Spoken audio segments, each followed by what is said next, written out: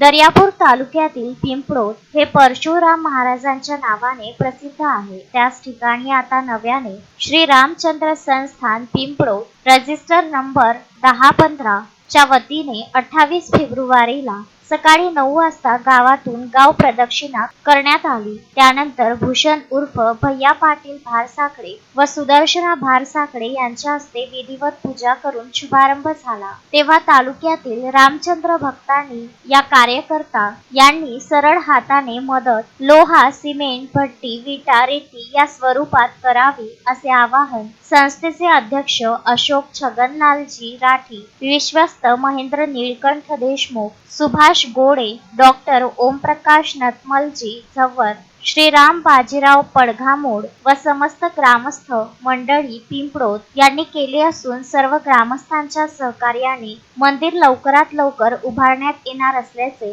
राहुल गावंडे यांनी सांगितले. या प्रसंगी दर्यापूर येथील रामेश्वर मालपाणी खरेदी विक्री संघाचे संचालक सचिव मधुभाऊ पाचे, अमोल कंटाळे, गजानन देशमुख आदी उपस्थित होते. या राम मंदिर उभारणीकरिता 100 वर्ष पूर्ण जाऊन 2025 हे वर्ष अतिशय चांगले निघाले असल्याचे मत डॉक्टर ओमप्रकाश नतमलजी झव्वर यांनी व्यक्त केले. 35x75 अशा भव्य दिव्य जागेमध्ये हे राम मंदिर उभारण्यात येणार आहे.